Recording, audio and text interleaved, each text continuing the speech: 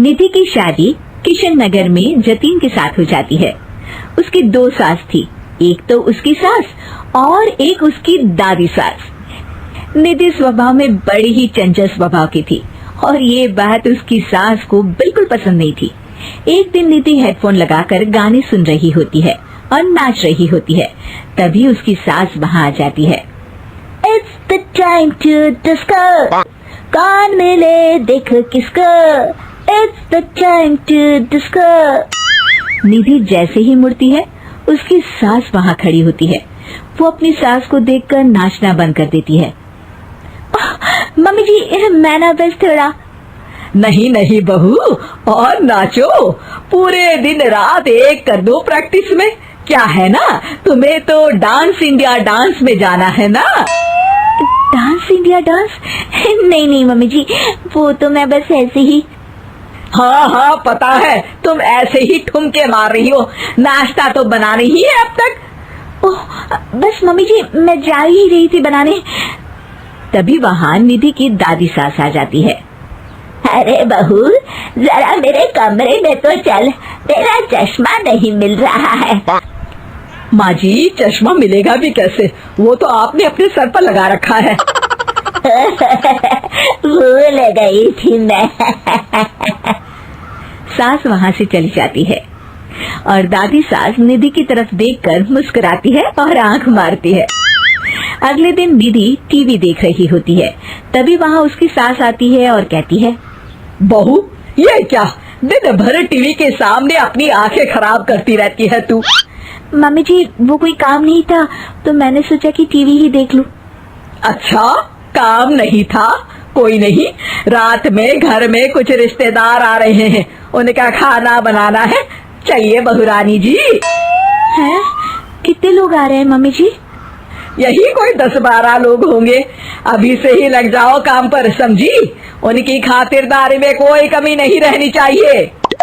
सास वहाँ से चली जाती है। बाप रे, 10-12 लोग, इतने लोगों का खाना, इतना खाना तो एक साथ मैंने कभी नहीं बनाया। निधि रसोई में जाती है और सब्जी काटना शुरू करती है। सब्जी काटते हुए काफी वक्त बीत जाता है, तभी उसकी सास आती है। ये क्या, अभी तक सब्जी ही काट रही है? अरे अभी तक तो सब्जी बन भी जानी चाहिए थी, जल्दी जल्दी हाथ चलाओ बहू, मैं जरा मार्केट जा रही हूँ। सास चली जाती है। इतना सारा काम है और खुद अकेले ही करना पड़ रहा है मुझे। निधि सब्जी काटने के बाद आटा गूंदना शुरू करती है तो देखती है कि आटा खत्म हो गया है। आटे के पैकेट ऊपर वाले स्लैब में रखे हैं। उफ़, एक काम और बढ़ गया। निधि आटा निकालने के लिए स्टूल पर चढ़ती है और पैकेट उतारने लगती है, तभी उसका बैलेंस बिगड़ता है और सारा आटा उसके ऊपर गिरता है। हे भगवान, मर गई रे, ये तो सारा आटा ही गिर गया, अब क्या करूं? आज तो सासू माँ से बहुत डांट पड़ेगी। तभी उसकी दादी सास को रोने की आवाज आती है और वो रसोई की तरफ आ जाती है। देखती है कि निधि आटे में लथपथ जमीन पर बैठी है और पूरा आटा रसोई में बिखरा हुआ है। अरे बहू, ये क्या हालत बना रखी है तूने अपनी? मेहमानों के आने का वक्त हो गया है और रसोई की ऐसी हालत है। दादी सासू माँ, आज तो मुझे मम्मी जी घर से ही निकाल देंगे।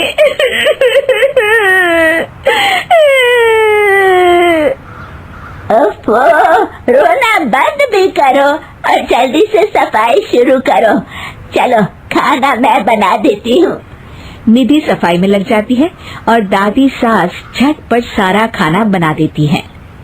रात में सारे मेहमान खाने पर बैठते हैं। लीजिए ना, आज तो सारा खाना हमारी बहू ने बनाया है। सब खाना शुरू करते हैं। कैसा लगा आप लोगों को बहू के हाथ का खाना? खाना तो बहुत ही अच्छा बना है। हाँ हाँ, और ये पालक पनीर तो बहुत ही अच्छा है। ये सुनकर निधि बहुत खुश हो जाती है और अपनी सास की तरफ देखती है तो देखती है कि उसकी सास तो कुछ भी खा ही नहीं रही होती। अरे मम्मी जी, आप लीजिए ना, मैं परोसती हूँ आपको। ये लीजिए पालक पनीर और ये लीजिए रोटी। सास जैसे ही खाने का निवाला खाती है तो अपनी बहू की तरफ देखती है कैसा बना है खाना मम्मी जी? सास दादी सास की तरफ देखती है। अब बहुत अच्छा खाना बना है। दादी सास समझ जाती है कि उसकी बहू को पता चल गया है कि खाना उन्होंने बनाया है, और निधि ये सोचकर घबरा रही होती है कि अब उसकी सास उसका क्या हाल करेगी। सारे मेहमान चले जाते हैं। बहू, तुम्हें शर्म नहीं आती? सारा खाना तुमने सासू माँ से बनवाया? नहीं मम्मी जी, वो दरअसल आटा। तभी दादी सास वहाँ आ जाती है और निधि की बात काटते हुए कहती है, अरे बहू, मेरी थोड़ी सी तबीयत ठीक नहीं लग रही, तू जरा डॉक्टर को तो बुला दे। अरे सासू माँ, क्या हो गया आपको? चलिए कमरे में आइए आप। सास निधि की दादी सास को अंदर लेकर जाती है और दादी सास एक बार फिर से निधि की तरफ देखकर मुस्कुराती है। दादी सास ने मुझे फिर से बचा लिया।